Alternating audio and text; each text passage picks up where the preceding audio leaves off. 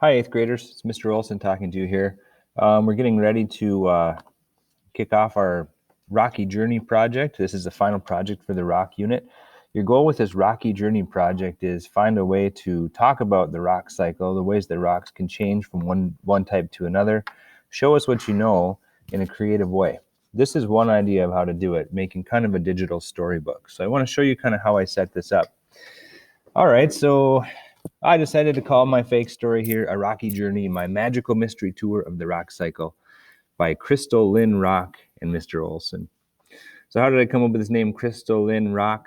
I decided for my story I wanted to start out with an igneous rock, one that would have some crystals from forming underground. So I thought, okay, it's Crystal Lynn, boom, Crystal Lynn. I thought of naming him Igneous. That would be cool too, or Sandy Stone. You can come up with different character names that sort of reflect the rock type that you're talking about. Now, since we're going through the rock cycle, what we want to do is essentially start with one rock type and then take that character through the entire rock cycle. So that means that you might start with one character, but they're going to be transformed into all these different ways and different rocks as they work their way through the cycle. And hopefully, to show the cycle, we can end up back at the same rock type we started at. So I decided to start with igneous because I wanted my story to start in the mountains and kind of travel through the whole cycle. All right, so how would we set this up? I searched for kind of a cool background. Here's a couple tools that are going to help you when you do some image searching. So if we do an image search, I'll show you a couple tools that are going to help. Let's say I want to look for a mountain lake.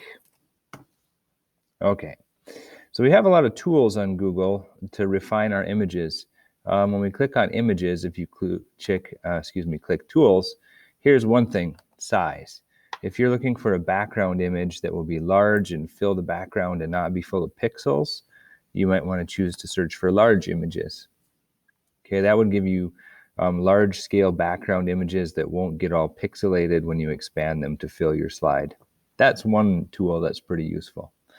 All right, so I've got my initial page set up, and the next thing I had to do was to create a character.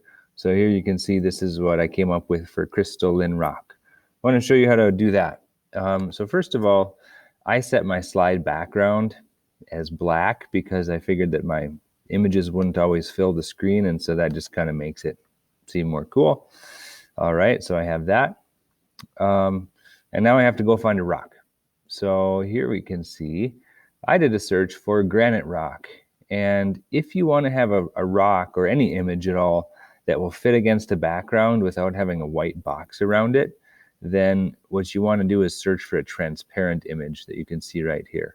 So again, if I was to just type in rock, it would default to getting any color image. Well, if I click on this, for example, I could copy that image and paste it into my story.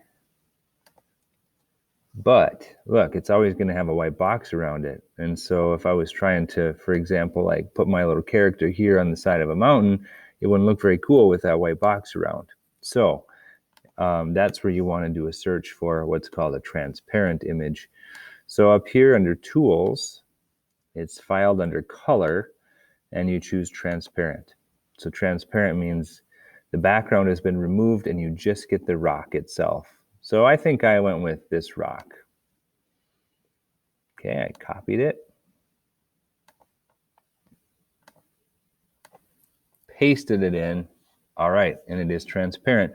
So in order to kind of create my character, what I decided to do is to create them as a large scale character, and then I can shrink that whole thing down when I want to fit it into different slides. So I did kind of like an introduction slide where you can see the character. They tell you, hey, I'm Crystal Lynn Rock, and they'll tell you a little bit about themselves, and then you start going through their journey. All right, so to make my character, I had to find a transparent image of a rock that fit with the name. So this is an igneous rock with crystals. The next thing I wanted to do was put a face on that rock. So I had to do another search, and I wasn't sure. I tried searching like emoji faces, and that was just a bunch of smiley faces. So eventually I found this term, eyes and mouth clip art. And once again, I searched for a transparent image. One other thing you can do is you can, under type here, you can choose if you want to look for clip art or line drawings or whatever. Okay, so I came up with some good search results here and chose this one. Oops, sorry, oh, looks like there's lots of good ones there. Copied it, and then I'll paste it in. Control V pastes it. Slide it over. Kind of a cool looking rock. What I decided to do was to rotate my rock. So I click on it once, and then you can grab this little blue thing and rotate. There we go. So I rotated it, and then I can put my face. I'm just using the arrow keys on my keyboard. All right, so we've got that. If we want to group those two together so that we kind of have a character we can just paste into our other slides, what we'd want to do is to select both of these and then group them. So if I hold down the control key and then click on the face and then click on the rock, then I want to group. The group function's under arrange, and you can choose group. Notice there's a key command too. Control Alt G would group them.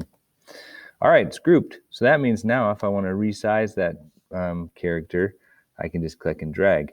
What you might have noticed there is when I just clicked at the corner and shrunk them, it really distorted it. It didn't look quite right. Control Z is undo.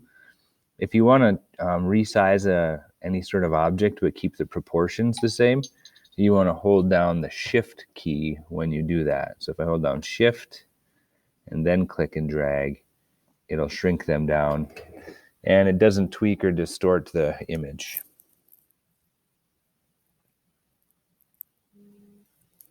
All right, so we've got our character, and what I can do is, what I might want to do is create kind of a clipboard or just have a spot where I can always go back if I want to put in a new slide with a story.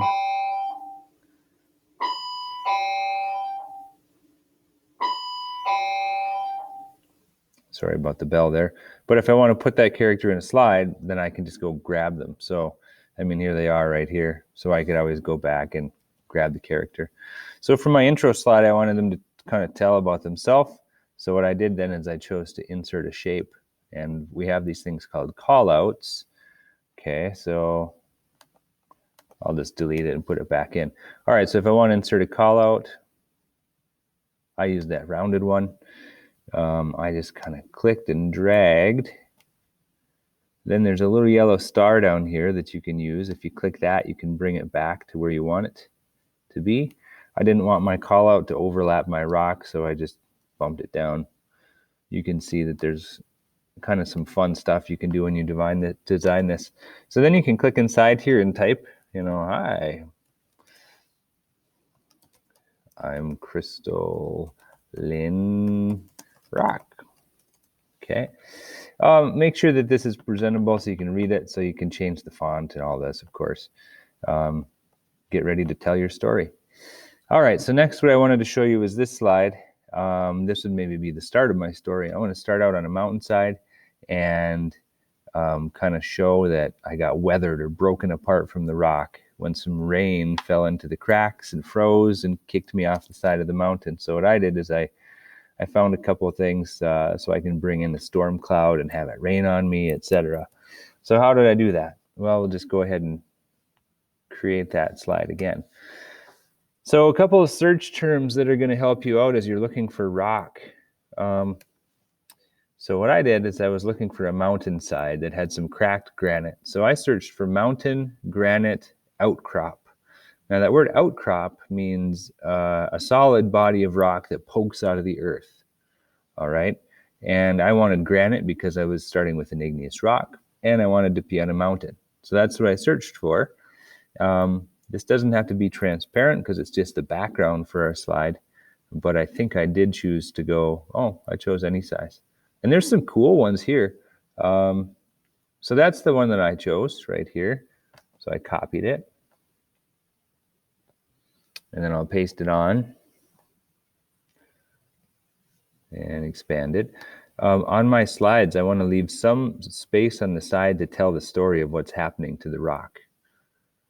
So now I come back here and copy, Control C, come down here, Control V, and paste them in. They're too big. So I hold down Shift when I resize, shrink them down. Okay, and then I usually just use my arrow keys to bump them around to where I want them to be. Cool, so here's your rock hanging out on the side of the mountain. And now I want to bring in a storm cloud. So I did a search for storm cloud raining, and since I want it to overlap on the background picture, I chose transparent. The way you can tell it's transparent is it will have this gray and white checkered background.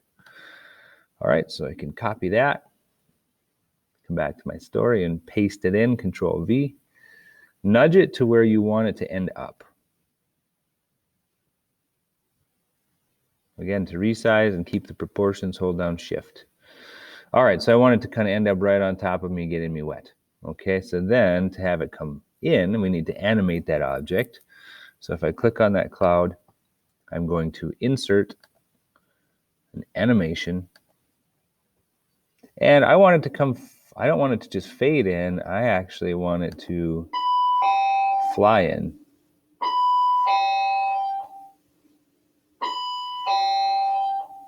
So I'm going to have it fly in from the right when I click it. You could have it just come in kind of on a timing of your own. You also can decide how fast you want that to happen. So let's just click play and see what it's going to look like. So here's our slide when we start. When you hit the space bar or click, then the rain cloud comes in. If you want that rain cloud to come in slower, what we would do is adjust the timing, make it last longer. It tells you how many seconds it's going to take for that to happen. And then you can hit play to preview it again. Click to make that thing happen. Here it comes. Whoa.